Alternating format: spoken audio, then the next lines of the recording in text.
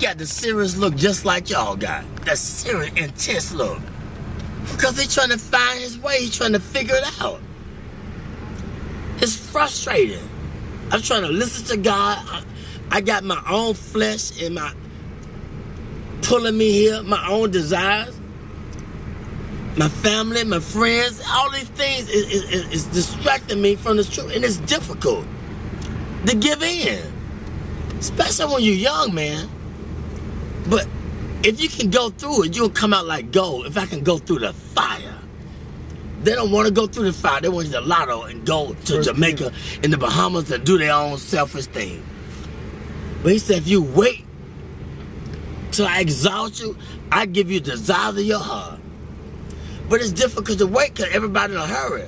Technology, it's fast. It's in a hurry. They're angry. They're frustrated. They ain't got time. They're on the cell phone. They want to text message you. Y'all in the same car. You going to text message him. He right there. You know what I'm saying? Everybody in a hurry. I don't know where they going, but when they get there, oh, they going to be sorry. The faster you try to get there, that career, that money, and you're going to figure it out that, man, it was the journey. It was not the destination. You was in a hurry to get there, to come up, to be this, to be that. And when you get there, you're going to feel discouraged more than you did before you even started to get there. Because it was the journey, the people that you didn't stop to talk to like me at checkout. The people at the gas station.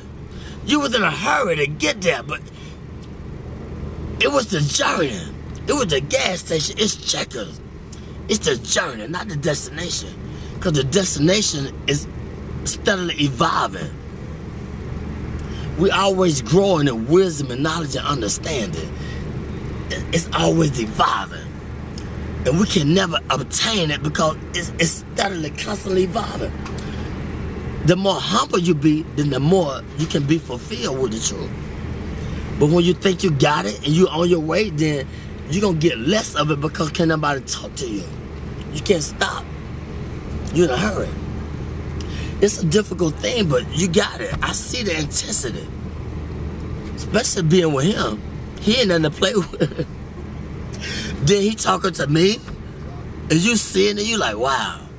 You already amazed at his skill and what your relationship, but he's showing you the journey. That's very important, amen. He's showing you how to relate, connect to the people.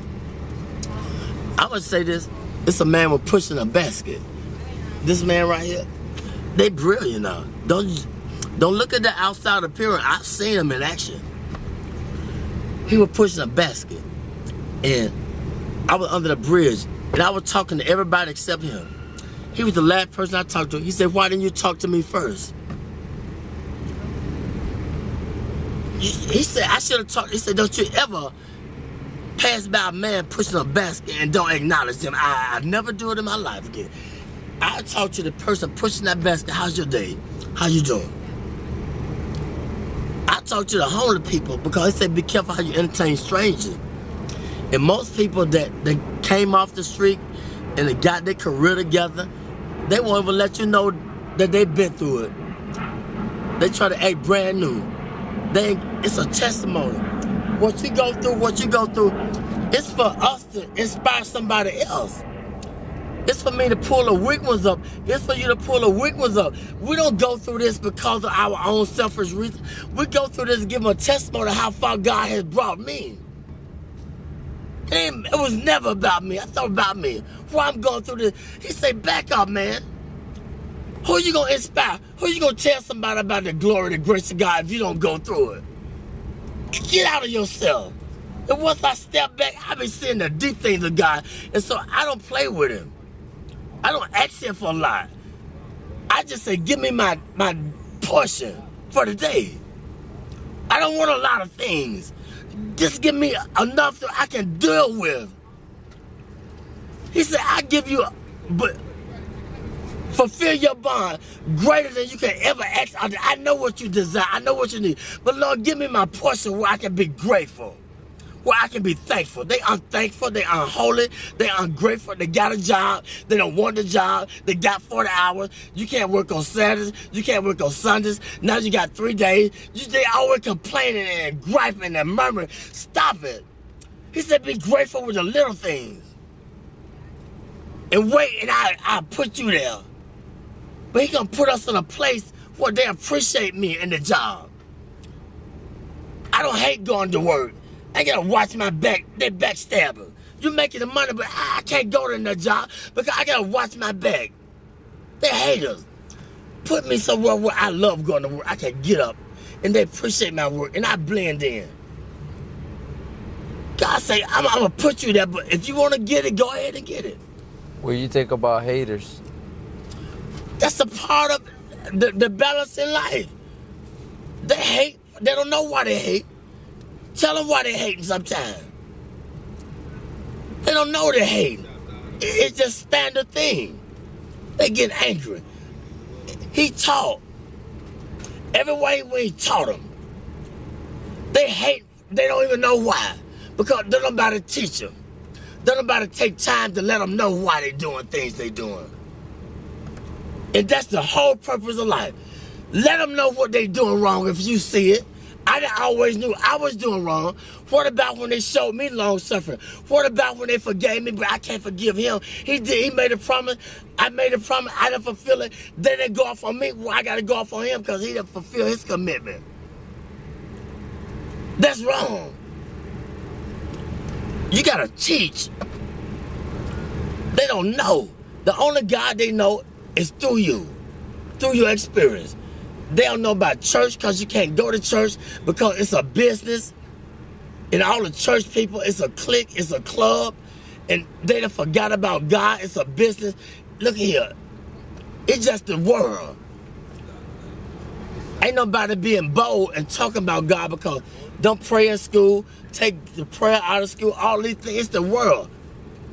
We're getting in a time where God is not popular no more. And if you talk about it, I don't believe in Jesus. I don't believe in God.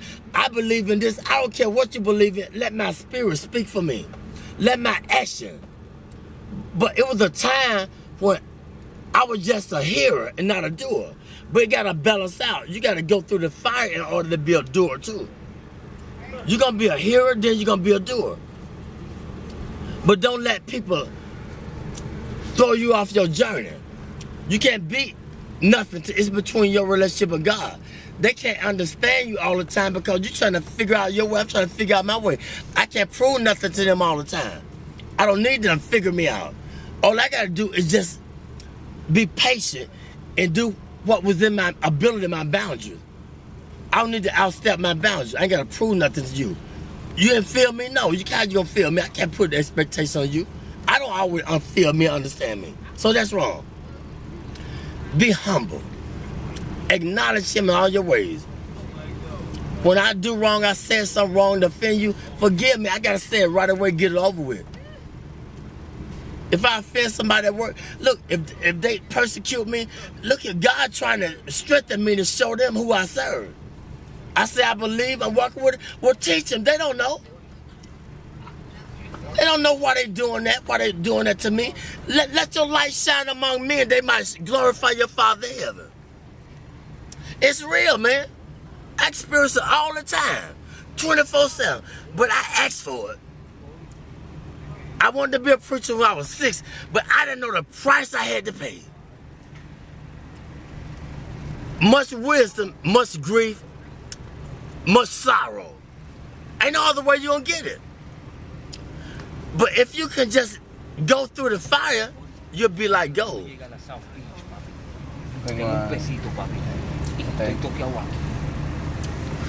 The first thing they do when you go to a pawn shop and take what they do?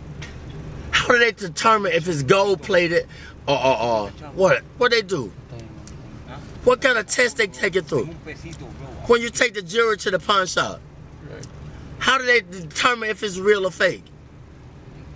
They put it through the acid test. They put the fire upon it. This is how we know if we're real or fake. We're going to go through the fire. You're going to have disagreement with each other, but it's okay. You're going to be friends, But if you have a disagreement, it's just a different agreement. That don't mean you ain't got to see him no more and talk to her or talk to her or whatever. I want to go to work. I don't want to go to work because they stressing me out on the job. You feel me? They ain't receiving me with my full potential. And I don't know why I don't want to go to work. I got to understand why. Why I don't want the job? Because something ain't right. And I got to acknowledge it. I ain't going to sell my soul for the job. God said, I'm trying to put you over here, or I'm trying to let them know through you, let your light shine. But I'm hating on them because they ain't feeling me. They don't understand me. Amen. You got to teach them. You see how they flee? Yeah. They want $1, want a quarter. He could have got everything that he needed if he just would have been patient, but it's okay. You recording this? Yeah. It's okay. I'm telling the truth. It's all right. I thank God for you. Y'all are blessing to me. A true blessing. I ain't got nothing to hide. My burdens are heavy, but when I'm weak, he's strong through me. He speaks through me. The weaker I get, the more frustrated I get with my life, and I did this, I did that, then the more he speaks through me, the more he takes control of me. That's just where he wants you at. Get frustrated. That's when he gonna speak through you. But he gotta get you in that point where ain't nowhere else to go but to him. He said, those that I love, I correct them. I chastise them. When you go to jail, it's called the Department of Correction, Rehabilitation. But we get mad at the correction. He said, if I didn't love you, I would correct you. He could have took our life.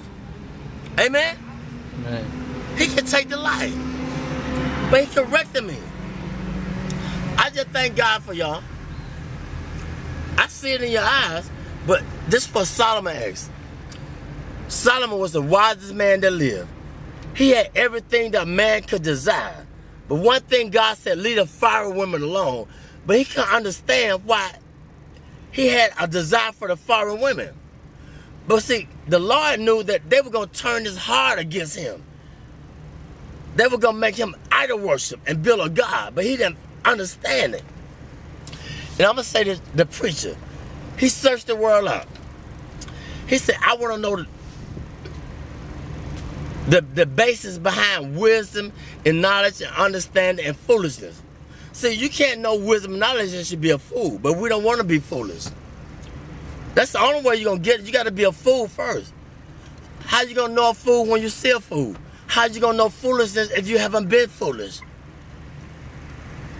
Foolishness, it comes with, it's painful. Because we think we all of that. We got a lot of abilities. We can create. We can send man to the moon. We can be inventors, but we're limited. If I understand that I'm limited, then that's when God takes control and gives me the wisdom that I desire. Humility. Be humble. If you don't understand your purpose, ask God. But ask him in sincerity. What's my purpose, God? Did you ever ask that question? What's my purpose? Why I'm here? What am I meant to do? But sometimes he can't tell us all at once. It might be too much. But be sincere.